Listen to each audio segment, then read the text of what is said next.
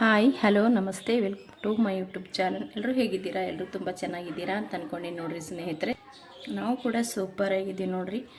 ನಾನಂತೂ ಇವತ್ತು ನಿಮ್ಮ ಕೂಡ ತುಂಬ ಟೇಸ್ಟಿಯಾಗಿರೋಂಥ ಮತ್ತು ಅಷ್ಟೇ ಸಿಂಪಲ್ ಆಗಿರೋಂಥ ಒಂದು ರೆಸಿಪಿನ ತೊಗೊಂಡು ಬಂದಿದ್ದೀನಿ.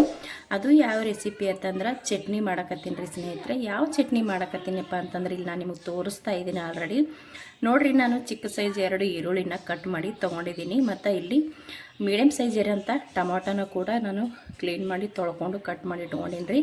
ಇಲ್ಲಿ ನಾನು ಹಸಿ ಮೆಣಸಿನ್ಕಾಯಿನ ತೊಗೊಂಡಿನಿ ರೀ. ಹಸಿ ಮೆಣಸಿನ್ಕಾಯಿ ಒಂದು ಸ್ವಲ್ಪ ಜಾಸ್ತಿನೇ ತೊಗೊಂಡಿನಿ ರೀ. ಯಾಕಪ್ಪ ಅಂದ್ರೆ ಇದು ಖಾರ ಸ್ವಲ್ಪ ಕಡಿಮೆ ಅದ ರೀ, ಅದಕ್ಕೆ ಖಾರ ಜಾಸ್ತಿ ತಿನ್ನೋರು ಜಾಸ್ತಿ ಕೂಡ ಹಾಕೋಬೋದು ರೀ. ಸ್ವಲ್ಪ ಕೊತ್ತಂಬರಿ ಸೊಪ್ಪು ಮತ್ತು ಇಲ್ಲಿ ಪುಟಾಣಿ ಅಂತ ಹೇಳ್ತೇವೆ ನೋಡಿರಿ, ಪುಟಾಣಿ ಮತ್ತು ಇಲ್ಲಿ ಶೇಂಗಾ ತೊಗೊಂಡಿನಿ ನೋಡಿರಿ. ಆಲ್ರೆಡಿ ಇದು ಶೇಂಗಾನ ಹುರಿದಿದ್ದು ಇತ್ತು ರೀ, ಅದೇ ತೊಗೊಂಡಿನಿ ನಾನು. ಹಸಿ ಶೇಂಗಾ ತೊಗೊಂಡ್ರು ನಡಿತೈತೆ ರೀ, ಯಾಕಂದ್ರೆ ಫ್ರೈ ಮಾಡ್ಕೊಳ್ಳೋದು ಇರ್ತೈತಿ.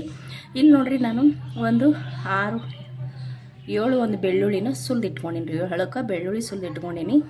ಮತ್ತು ಇಲ್ಲಿ ಹಸಿ ಕರಿಬೇವು ತೊಗೊಂಡಿನಿ ರೀ. ಇಲ್ಲಿ ಸ್ವಲ್ಪ ಶುಂಠಿನ ಸಿಪ್ಪೆ ತೆಗೆದುಬಿಟ್ಟು ಇದು ಕೂಡ ನಾನು ಇಲ್ಲಿ ಕಟ್ ಮಾಡಿ ಇಟ್ಕೊಂಡು ನೋಡ್ತಾ ಇರ್ಬೋದು. ಇಲ್ಲಿ ಸ್ವಲ್ಪ ನಾನು ಕೊಬ್ಬರಿ ತೊಗೊಂಡು ನೋಡಿರಿ. ಇದಕ್ಕೆ ರುಚಿಗೆ ತಕ್ಕಷ್ಟು ಉಪ್ಪು, ಸ್ವಲ್ಪ ಜೀರಿಗೆ, ಸಾಸಿವೆ ಬೇಕಾಗ್ತದೆ ರೀ. ತುಂಬ ಸಿಂಪಲ್ಲಾಗಿ ನಾನು ಅವಾಗ ಹೇಳ್ದಂಗೆ ಇದು ಇವಾಗ ನಾವು ನೀಟಾಗಿ ಹುರ್ಕೋಬೇಕಾಗ್ತದೆ ರೀ. ಸ್ವಲ್ಪ ಎಣ್ಣೆ ಹಾಕ್ಕೊಂಡು ಇದನ್ನು ಹುರ್ಕೊಳಂಬರ್ರಿ ಸ್ನೇಹಿತರೆ. ನೋಡಿರಿ, ನಾನು ಗ್ಯಾಸ್ ಹಚ್ಚಿ ಒಂದು ಪಾತ್ರೆ ಕೂಡ ಇಟ್ಕೊಂಡಿನಿ ರೀ. ಇದಕ್ಕೆ ಇವಾಗ ಸ್ವಲ್ಪ ಎಣ್ಣೆ ಹಾಕೊಳ್ಳೋಣ.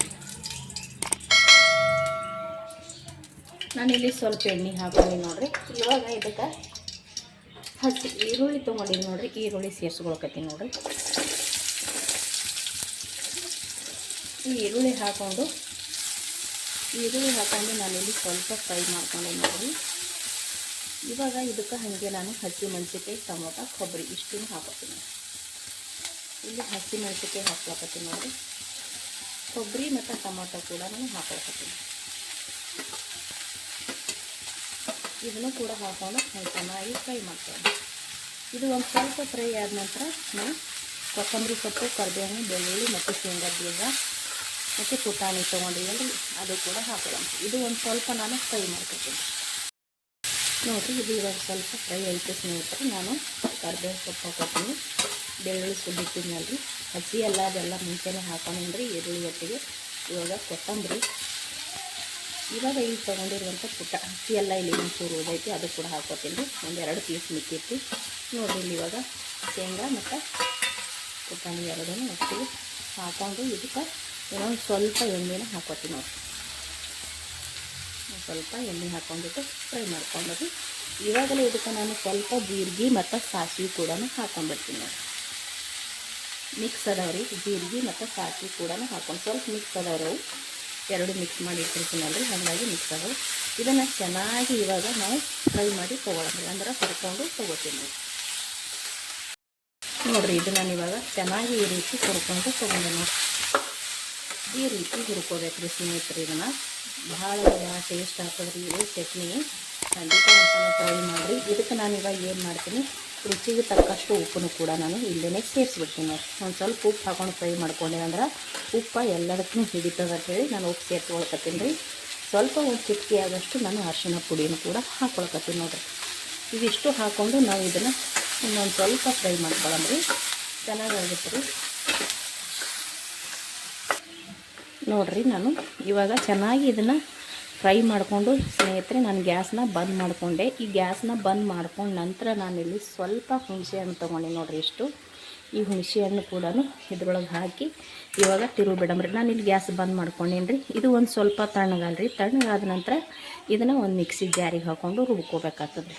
ಇವಾಗ ಹುಣಸೆ ಹಣ್ಣು ಹಾಕಿ ಇದೇ ರೀತಿ ಸ್ವಲ್ಪ ಬಿಡ್ತೀನಿ ರೀ ತಣ್ಣಗಾಗೋ ತನಕ ನೋಡಿರಿ. ಇದು ನಾನು ಇವಾಗ ತಣ್ಣಗಾಗ್ಯದಲ್ರಿ, ಹಾಗಾಗಿ ನಾನು ಇದನ್ನು ಮಿಕ್ಸಿ ಜಾರಿಗೆ ಹಾಕ್ಕೊಂಡಿನಿ ರೀ. ಇದು ಇವಾಗ ನುಣ್ಣಗೆ ರುಬ್ಕೊಂಡು ಬರಮ್ಮ ಸ್ನೇಹಿತರೆ.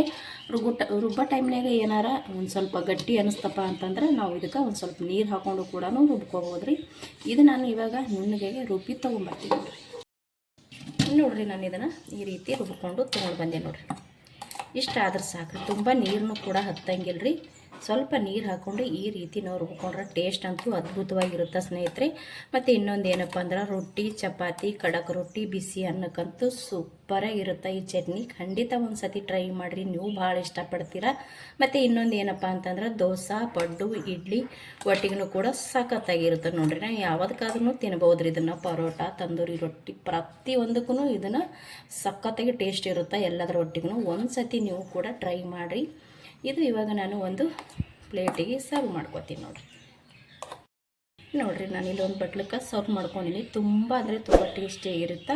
ಖಂಡಿತ ಒಂದು ಸತಿ ಟ್ರೈ ಮಾಡಿ. ನಾವು ಮಾಡಿರುವಂಥ ಈ ಚಟ್ನಿ ನಿಮಗೆ ಇಷ್ಟ ಆಗಿತ್ತಪ್ಪ ಅಂದ್ರೆ ಪ್ಲೀಸ್ ಒಂದು ಲೈಕ್ ಮಾಡಿರಿ, ಶೇರ್ ಮಾಡಿರಿ, ಕಮೆಂಟ್ ಮಾಡಿರಿ.